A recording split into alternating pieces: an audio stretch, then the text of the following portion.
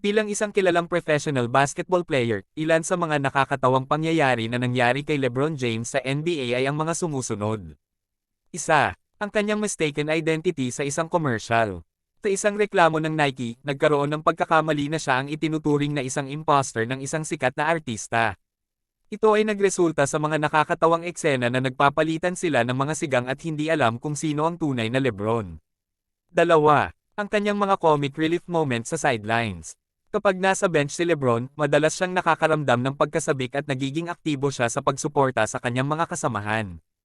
Kadalasan, napapadpad siya sa mga nakakatawang sitwasyon tulad ng pagsayaw, pasukan ng popcorn, pagsigaw sa referee, at iba pa. Tatlo, ilang beses na nagkaroon ng mga nakakatawang blooper moment si LeBron sa tarmac o sa harap ng mga kamera. Kabilang dito ang mga pagkakamali sa paglipad ng kanyang papel o sa pagbagsak ng mga kagamitan sa harap ng maraming tao na nagdudulot ng katatawanan. Apat, minsan, sa isang laro, nagkaroon siya ng nakakatawang kapalpakan sa kanyang shoot.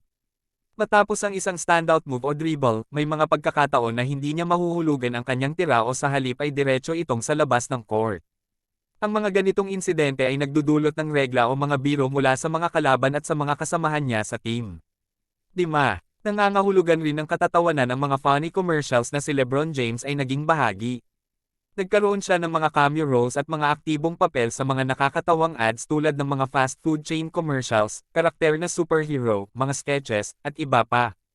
Hindi lahat ng ito ay matapat sa kanyang pagiging isang profesional na manlalaro, ngunit ang mga ito ay nagbibigay ng mga katawa-tawang kwento at mga bahagi ng pagkatao na nagpapakita ng iba pang aspeto ng kanyang personalidad sa likod ng mga tagumpay at talents niya sa basketball.